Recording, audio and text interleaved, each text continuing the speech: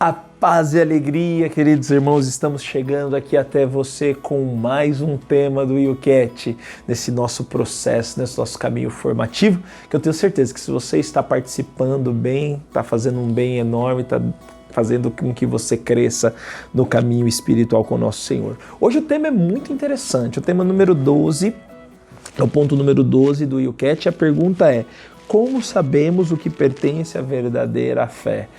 Hoje, num mundo pluralizado, com tantas denominações, com tantas igrejas, com tantas possibilidades e oportunidades, como sabemos qual é a igreja verdadeira? Talvez tem pessoas que vão falar para você: a igreja verdadeira é aquela que você vai e se sente bem. A igreja verdadeira é aquela que condiz mais com os teus pensamentos, com a tua forma de pensar. A igreja verdadeira é aquela que tem a pessoa que é profeta, que faz cura, que faz milagres, que você é abençoado. Enfim, são várias motivações que podem influenciar aquilo que pode ser, hipoteticamente, a verdadeira fé. Mas na verdade não é isso, não é isso. E hoje nós vamos descobrir a verdadeira fé. Como sabemos o que pertence à verdadeira fé? Vamos lá, vamos aqui ao YouCat. Encontramos a verdadeira fé na Sagrada Escritura e na tradição viva da Igreja. Então, tudo o que foge da Sagrada Escritura e da tradição, ou seja, a tradição que vem dos apóstolos, dos primeiros cristãos, dos primeiros que estavam com Jesus, tudo que foge disso não é fé verdadeira. Então isso aqui já nos ajuda e já nos ilumina. Tá bom, queridos irmãos? Mas vamos lá.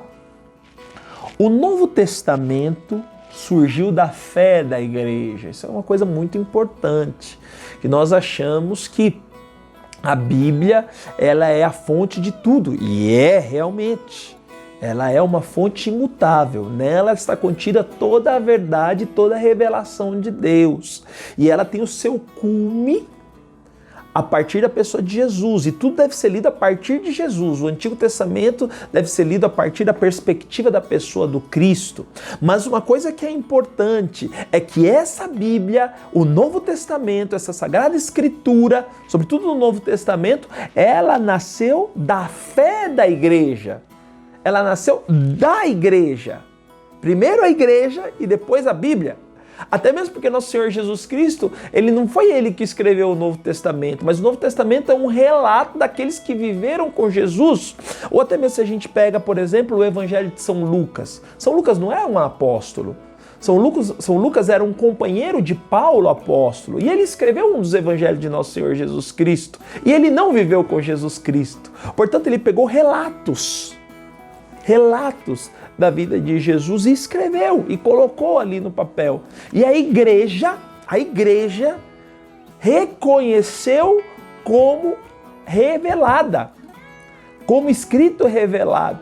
E é por isso que existe tantos e tantos evangelhos que foram escritos, como são os evangelhos apócrifos, e tantos outros livros que foram escritos, chamados apócrifos, que não constituíram o cânon da igreja, porque a igreja não considerou como verdade suprema revelada. Tão somente revelado é aquilo que está na Sagrada Escritura, mas foi a igreja que decidiu isso, a igreja que fez isso. E como isso é lindo. Mas vamos continuar aqui no YouCat. Escritura e tradição pertencem-se mutuamente. A transmissão da fé não ocorre primordialmente através de textos. Santo Hilário, bispo da Igreja Antiga, dizia: a Sagrada Escritura está escrita no coração da Igreja, mais que em pergaminho. Olha que lindo, olha que bonito. A Sagrada Escritura ela nasceu no coração da igreja. Primeiro nasceu a tradição oral. Depois, mais para frente, nós vamos falar sobre isso, como foi constituída a Sagrada Escritura, e você vai perceber como é lindo ver esse desenvolvimento de como nasceu a Sagrada Escritura. Por isso não perca, meus irmãos, esses temas. Vai ser de muito enriquecimento para cada um de nós. Já os discípulos e os apóstolos tiveram a experiência da vida nova antes de mais através da comunhão viva com Jesus. Ou seja, a Sagrada Escritura nasceu da comunhão com o nosso Senhor, da experiência da vida nova que veio pelos apóstolos que viveram com o Cristo. Continuando em Yuquete, a jovem igreja convidou outras pessoas a esta comunhão, que continuou de outra maneira após a ressurreição. Isso são os primeiros cristãos. Se a gente lembra até mesmo do apóstolo Paulo, ele não viveu com Cristo, não o conheceu pessoalmente, mas teve um encontro com o ressuscitado no caminho de Damasco que mudou completamente a sua vida. Então, São Paulo é um exemplo de um apóstolo que chegou depois, assim como eu dei também o exemplo de São Lucas. Os primeiros cristãos eram assíduos ao ensinamento dos apóstolos. Talvez naquele tempo não tinha nem a Sagrada Escritura. Exatamente, não tinha nem a Sagrada Escritura, né, queridos irmãos? Não tinha Sagrada Escritura, né? O ensinamento vinha através da transmissão dos apóstolos. A Sagrada Escritura, os primeiros textos da Sagrada Escritura, que foi Tessalonicenses, foi escrito a partir mais ou menos no ano 60 depois de Cristo. Mas vamos continuar. Assíduos no ensinamento dos apóstolos, a comunhão fraterna, a fração do pão e as orações. Isso se encontra em Atos dos Apóstolos, no capítulo 2, no versículo 42. Daqui via o ensinamento da igreja primitiva. Eles eram unidos entre si, mas tinham espaço para os outros. É isto que constitui a fé até hoje.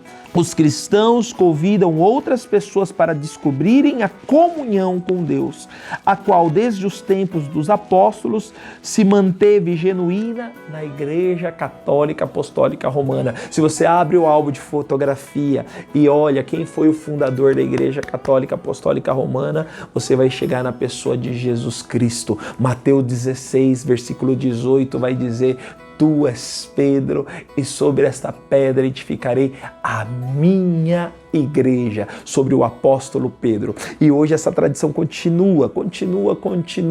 E hoje quem é o representante da igreja, o nosso apóstolo, o nosso Pedro, o nosso Kéfas, é Papa Francisco.